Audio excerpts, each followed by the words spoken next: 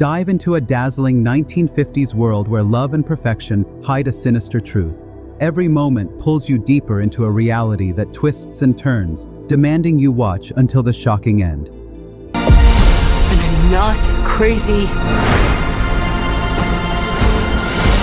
Our life together. We could lose this. I don't trust it. Hey folks, Maya here. Heads up, there are spoilers ahead, so grab your snacks and let's dive into today's story.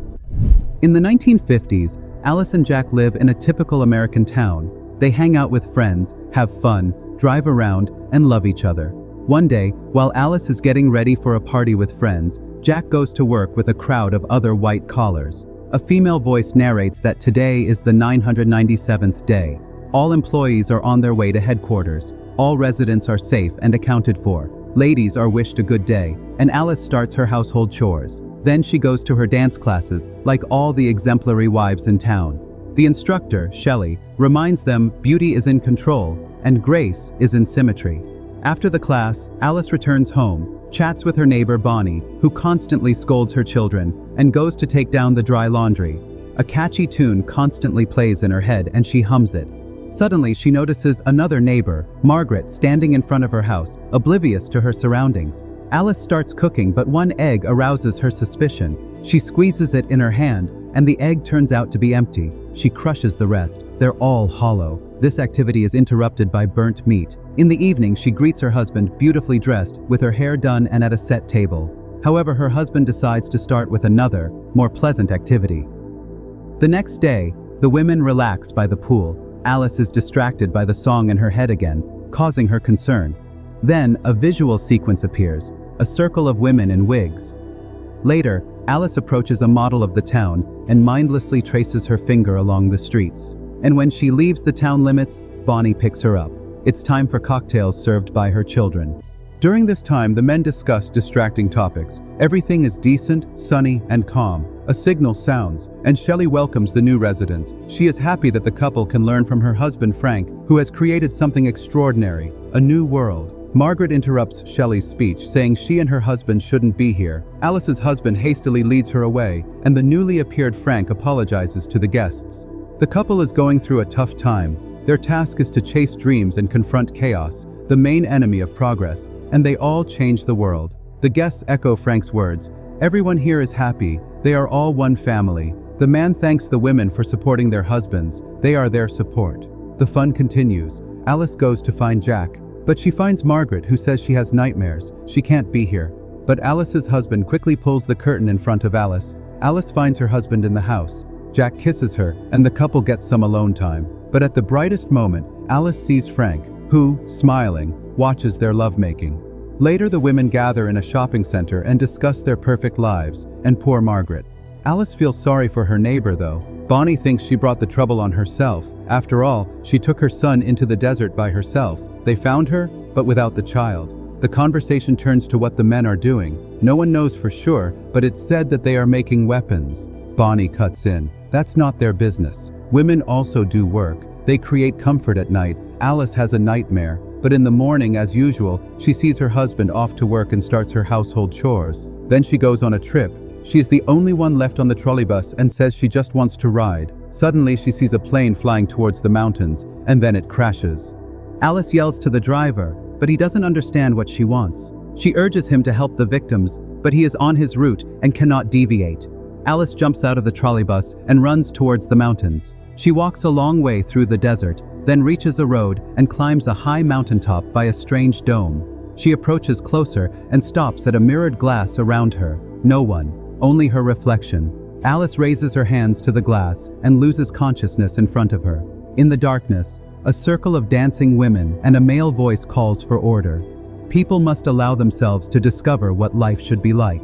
The next moment, Alice finds herself on her bed. Coming to the kitchen, she sees Jack preparing dinner. The dishes are in disarray. Many groceries spoil. Alice doesn't understand what's happening, and her husband explains that when he came from work, she was already asleep, and she returned home on the trolleybus. Alice doesn't understand. Did the driver come back for her? But now Jack looks at his wife, uncomprehending. Alice decides she saw everything in a dream. The next morning, everything goes as usual. Alice sends her husband off and starts cleaning the window glass, but suddenly, it seems to move. It presses her against the wall, and the woman is gasping for air. The next moment, the phone rings, and Alice is completely free. Margaret's voice on the phone urges her to get out of there. After all, she was there and saw it all herself. Alice again sees dancing women, but now it is herself and her friends. And suddenly, instead of her own reflection, Margaret appears, approaching the mirror from the other side and starts banging her head against the surface. Alice screams and comes to. She runs home and sees Margaret on the roof of her house, turning to Alice. The woman cuts her own throat and falls down. Alice screams in horror, and the arriving employees pick her up and carry away the neighbor's body. In the evening, she tries to explain to Jack, but he doesn't believe his wife. Margaret is in the hospital. She accidentally cut herself while washing windows. Alice feels guilty because her neighbor asked for help. What is happening around them? She asks him to tell her what he is doing on the project, but he cannot talk about it. He asks her to stop the hysterics, which could ruin everything. At night, Alice watches an advertisement for their town and catches herself thinking that it feels like she is floundering in a pool from which it is impossible to swim out. In the morning, she is cooking and suddenly starts wrapping her head with cling film. Alice seems to want to bring herself to her senses, but even the suffocation doesn't help, and she tears off the film. The arriving doctor assures the woman that it's just nervous strain, as Alice witnessed Margaret falling. The woman again insists that her neighbor slit her own throat. The doctor suggests prescribing her pills, but Jack refuses. They will cope. The doctor assures Margaret will soon recover and return home. He leaves forgetting his briefcase, from which Alice manages to pull out a folder with Margaret's personal file. But all the text is smeared, unreadable. Alice burns the folder. She drinks alcohol and again sees dancing women. Then she finds herself in the bathroom. Jack is unhappy. They will be late, and he brings her a dress. Then he asks Alice to think about having a child. And tonight, they have a wonderful evening ahead. The couple arrives at a restaurant where all the town's residents have already gathered. A performance by a glamorous blonde is demonstrated to the audience, and Alice again sees the circle of women and Margaret killing herself. Alice feels ill, but those around her do not notice. Frank gives a speech and invites Jack on stage. He is ready to congratulate the man, as he is now entering the senior expert council. He presents Jack with a token of loyalty, a ring. The audience applauds, and Jack performs a dance of gratitude. Alice, unable to watch this, runs to the bathroom. She has a vision of another Jack who has lost his job. A perplexed Bonnie finds her. Alice tries to explain something, but her friend interrupts her. Was Alice at the headquarters? Has she gone mad? She's acting like a spoiled child. Her job is to support her husband, yet she is ruining his career, and now she is behaving like Margaret. Returning to the hall, Alice watches Jack's triumph and restrains herself. In the morning, Jack reminds her that they will have guests in the evening. She needs to express gratitude to Frank. Alice greets the guest with a smile on her face. Everything, as always, is perfect. Her husband meets Frank while Alice finishes the appetizers. The man enters the kitchen and suddenly starts talking to the hostess. He regrets that Bonnie didn't believe her, but she didn't believe Margaret either. He has been waiting a long time for someone to challenge him. The guests sit down at the table. Alice demonstratively takes the host's seat. Jack, complying, sits next to her. The conversation about nothing begins. Suddenly, Alice asks why all the women in the town are from one or at most 2 states, and they all vacation in the same places. Jack tries to steer the conversation away, but Alice continues. They all met their husbands on a train under similar circumstances. All their stories are the same because they are told what to remember, but sometimes they suddenly remember the forbidden. Frank is doing something with all of them. The man, smirking, reminds her of her nervous breakdown. Why isn't she getting treated?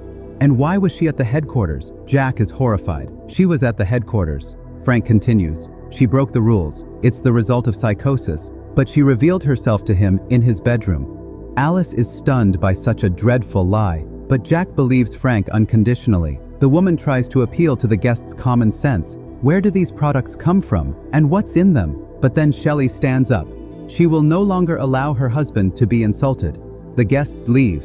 Frank is disappointed. He expected something more interesting from her.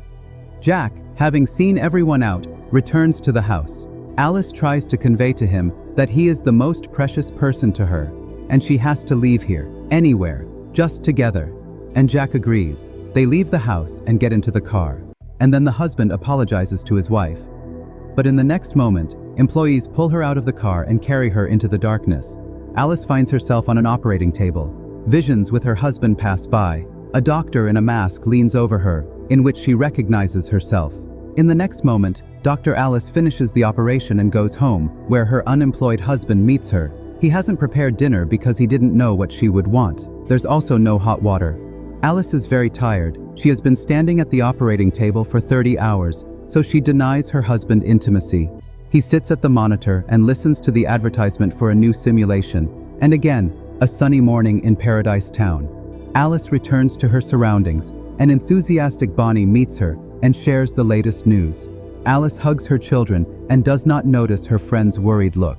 Her husband goes to work. Alice does household chores, dances, and swims, and she meets her husband. She takes the roast out of the oven while Jack picks a record, humming a song that seems to wake Alice up. Jack walks through the dark city, entering his apartment. Meanwhile, his physical characteristics are narrated. He is absolutely fit to participate in the Victory Project with his friend Alice, and he takes on the responsibility of maintaining his wife's body's vital functions. Alice sees herself in bed, restrained and entangled with wires. Jack cares for her body because he is obliged to exit the simulation each day and work to afford it. The man lies down next to her and hums. The song that Alice is hearing now, she realizes he has deprived her of real life. But the man did this to save her from constant work. Frank created this world so they could live as they wanted. He works like a damned soul for this, but she is happy. But what about the others? So they really are hostages. Jack hugs her, but Alice hits him on the head. The next moment, Bonnie finds her. Jack is dead, and she immediately reports it to Frank. Bonnie confesses that she knows everything about the simulation. She chose this life herself because she can be with her children, who are alive. But other women know nothing. Alice must run, or they will kill her. The woman steps out into the yard, goes to Jack's car, and drives into the desert. Employees chase after her. Cars catch up with her. But Alice, making a maneuver, causes a collision in which a doctor dies. Her pursuers continue the chase. Frank is informed of the incident. He blames the woman to be captured at all costs. In the next moment, Shelley stabs him with a knife. He is a fool and has botched everything. Alice races towards the mountain, but near the summit, her car stalls. She continues on foot. Employees pursue her in her head, the dome. The woman approaches it. Her pursuers are just steps behind her, and she suddenly feels her husband's hands on her shoulders, asking her not to leave him. Shelley reaches out, a strike, darkness, visions of the perfect life and victory, and a woman waking up in reality. That case, when it's hard to take someone's side, the husband deprived his wife of reality with good intentions to make her happy.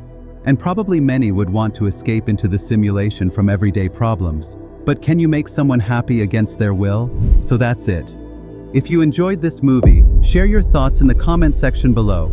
And don't forget to check out the recommended movie on your screen right now. Watch it and join Mahi's Movie Recaps.